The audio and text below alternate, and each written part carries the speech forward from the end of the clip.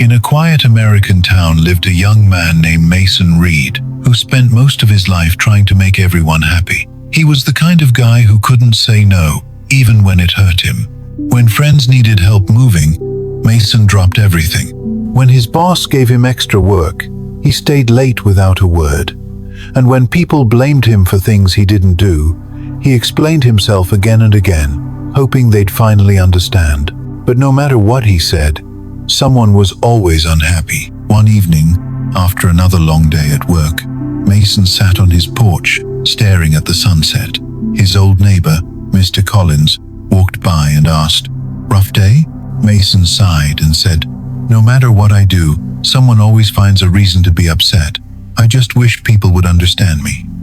Mr. Collins smiled and said, "Let me tell you something, son. When I was your age, I wasted years trying to explain myself to people who never cared.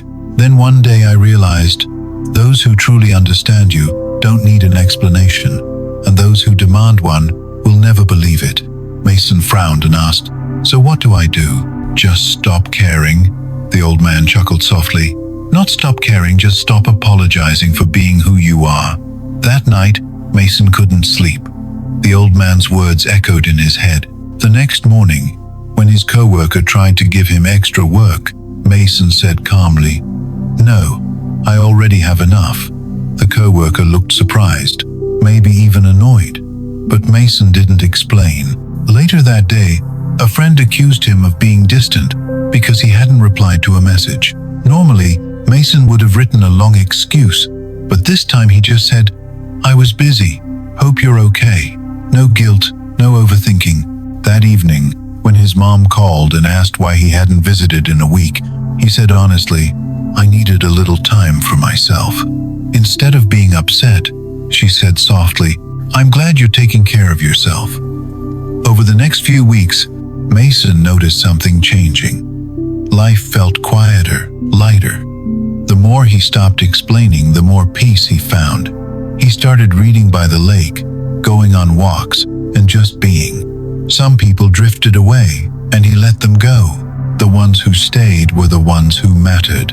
He learned that self-respect sometimes looks like distance, and peace often feels like silence. One Sunday afternoon, he saw Mr. Collins again and said, "You were right.